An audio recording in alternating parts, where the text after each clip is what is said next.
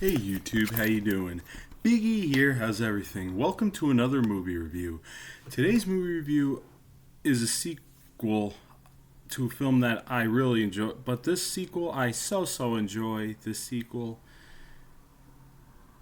it's so. It's okay, it's not bad, but I kind of prefer the first film of the movie. The movie I'm reviewing today is Dumb and Dumber 2. Yep, Dumb and Dumber 2 was released in late 2014, and it's a sequel to the 1994 film Dumb and Dumber, and it's directed by the Farrelly brothers, Peter and Bobby. Yes. And Jim Carrey as Lloyd and Jeff Daniels as Harry. They come back and reprise their roles. And this film came out 20 years after the original film came out.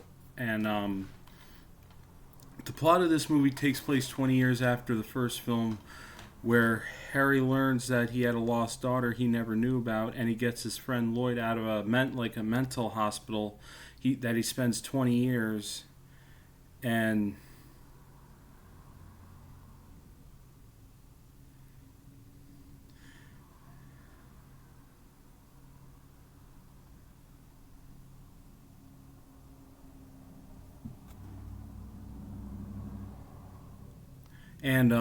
spends 20 years, and then after he discovered Mary Swanson, played by Laurie Holden in the first film, was married and he had a crush on, and he snaps out, and then Harry discovered Lloyd was pranking him this whole time, and eventually and everything, and Harry gets Lloyd out of the hospital, and Lloyd has a beard like in the beginning of the movie, like right here. And he takes it off and shaves it, goes back to his normal Lloyd Christmas look-alike. And when Harry takes Lloyd around the apartment and everything, and the town, and discovering it again, and when they learn their old neighbor Billy and 4C, the blind kid in the wheelchair, he's played by Brady Bluhm or whatever. He had a rare bird collection, over 100 rare birds and everything, and that's when Harry takes Lloyd up to his apartment, and Harry had a cat, and he found a cat in the alley, and he named the cat Butthole, and he's like, "Why'd you name Butthole?" "Oh," lifts his tail up, he goes, "Because of this." And he's like, "You're right, good name, totally fits." Oh my god. And Harry tell Lloyd that while he was in the hospital, Harry had a roommate named Ice Pick. He makes up rock candy and everything, and goes deliveries across the country. And Ice Pick was played by Bill Murray. That was pretty cool. I mean, I love Bill Murray, and I love him in Ghostbusters. But anyway, and Harry found a old postcard from his ex-girlfriend Freda Felcher, played by Kathleen Turner. The postcard was from 1991, stating that she was pregnant and Harry needed to call her. But then eventually Harry and Lloyd find Freda after all these years, and they discovered she had a baby, and she gave baby up for adoption because she was broke and scared. And then Lloyd and Harry agreed to help find Freda after she found her daughter online. She was afraid and didn't want to talk to her. She found out she had a daughter named Fanny, and her new adoptive parents named her Penny, and Penny's played by Rachel Melvin, and her father, who raised her, was a hotshot scientist, award-winning scientist, raised her majority of her life. Freda wrote Penny a letter, but then when she got it returned, it said, "Return to sender and please do not contact again." And Lloyd and Harry agreed to go across the country to Oxford, Maryland, where she currently lives. And Freda Felcher owned a funeral home and everything, and it was the family, Felcher family owned a funeral home, and when Lloyd and Harry agreed to help him out and travel, Harry said, "We're gonna need some wheels," and she lended them a car. She lended them the Cadillac Fleetwood hearse and everything, and they travel across the country, and they find Penny's house where she lives, and turns out her father, Dr. Bernard Pinchelo, played by Steve Tom, and his wife Adele, played by Laurie Holden. Turns out, yep, and Dr. Pinchelo's landscaper Travis, played by Rob Riggle, he was in a dual role. Rob Riggle was in a dual role. He played his twin brother Captain, who was a special ops specialist, military man. They told Lloyd and Harry Penny was going to a Ken conference in El Paso, Texas, so they take Travis along for the ride, and then eventually things get way out of hand and everything. And like they pulled a few pranks on Travis, even with the fireworks in the hotel room. Even when Travis had to sit in the back of the hearse while Lloyd and Harry were riding in the front, and they pulled like a fart prank on him. He was like, "Oh," and he's like, "Oh God, yeah," and eventually, Travis tried to kill him. He pulled a firecracker in the hearse when they're on their way to Texas and everything. And after they stayed in the hotel overnight, he pulls a firecracker and it goes like boom, and Lloyd and Harry temporarily lose their sight and everything. But Harry's hearing got all screwed up eventually, and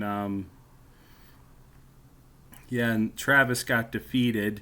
A train ran over him and the hearse, and they thought their hearse was stolen and everything.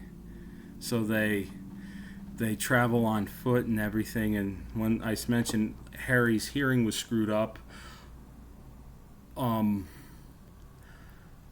they go to a senior citizen lady at a nursing home, and she gives them hearing aids and everything. And then they look for wheels to get to El Paso, and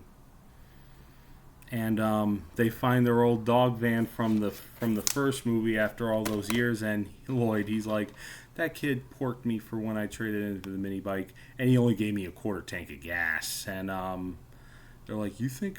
So they take the dog van, and then to go on, but then they jump up. They go up the hill, and then the van falls, and then the suspension, like, whole van breaks down again. Then so they go back and get a Zamboni, which is one of those things that Zamboni cleans like the ice at the hockey games and everything. And oh my God, those are not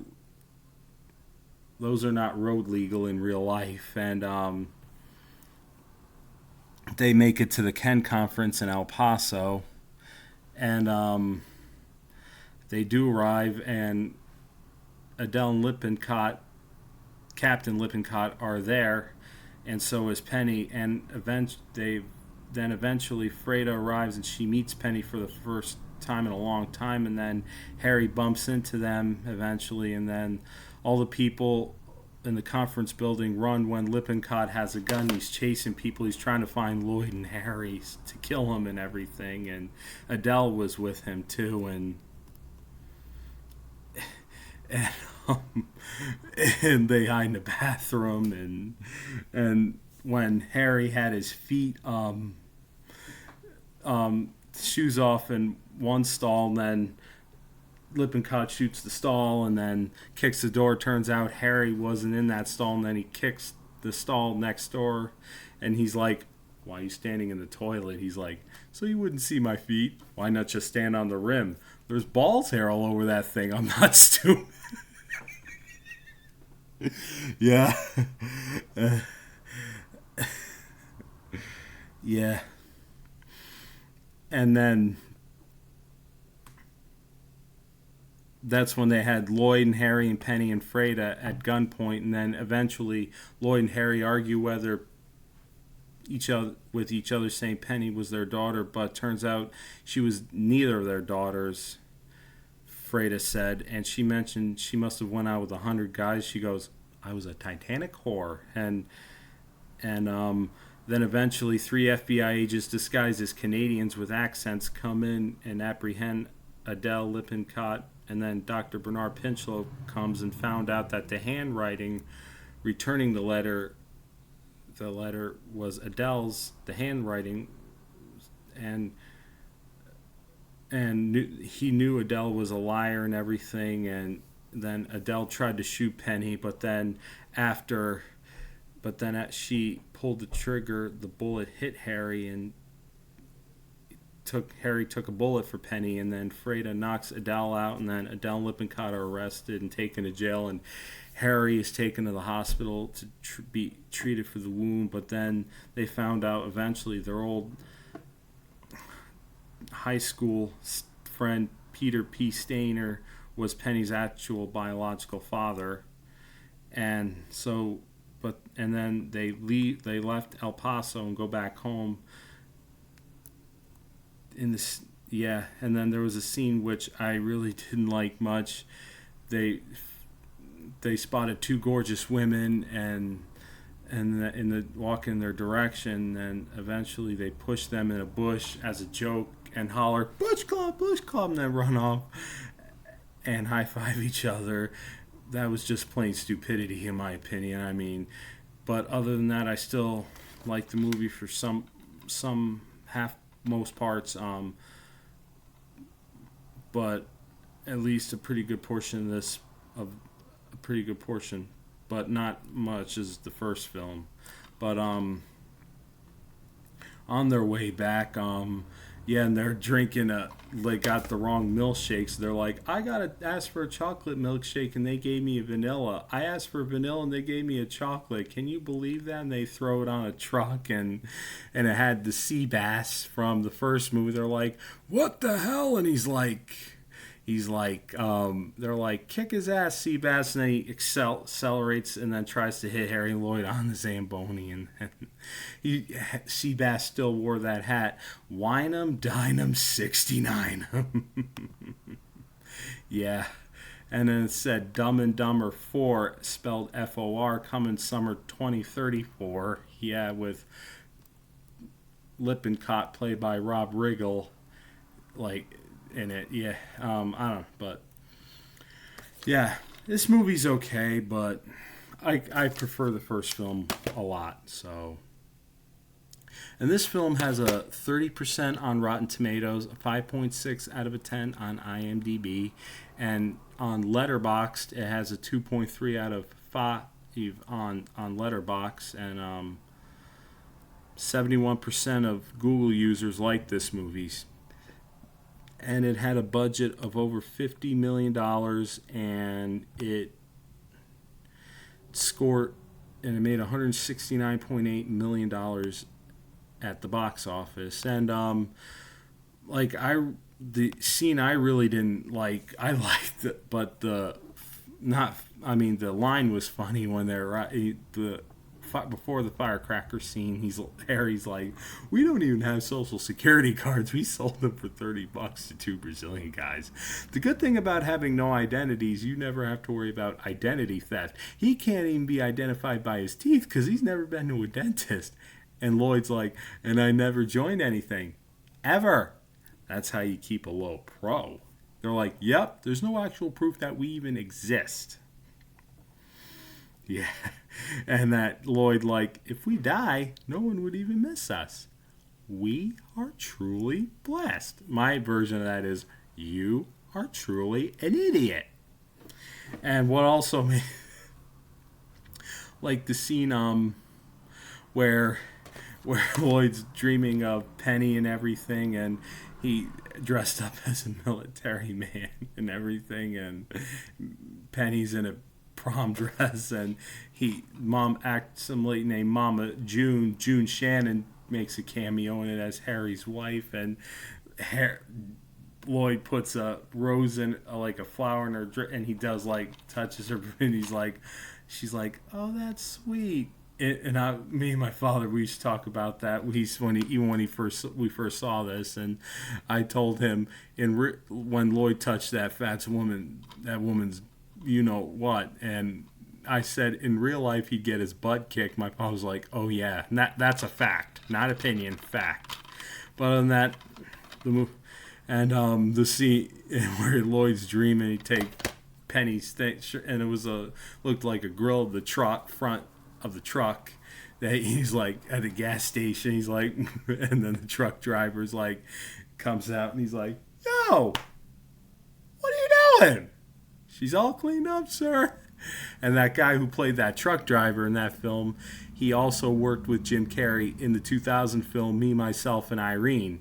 He played one of the cops trying to get Jim Carrey, and he threatened to bleep Jim Carrey up, and one of Jim Carrey's sons, African American sons, and Me, Myself, when they stuffed that chickens up his rear end, handcuffed him to the Mike Cerrone to the tree, and Richard Jenkins Mike Cerrone's like, "Oh," he's like, "Will somebody get this chicken out of my ass, please?" Ah, that was so funny. Yeah, and I love Jim Carrey. I love Jeff Daniels and everything, and this movie I still would recommend it. If you've never seen it before, check this out and check the first one out too. I mean, I recommend it. So, all right, YouTube, nice seeing you. Take it easy, be safe, and stay out of trouble.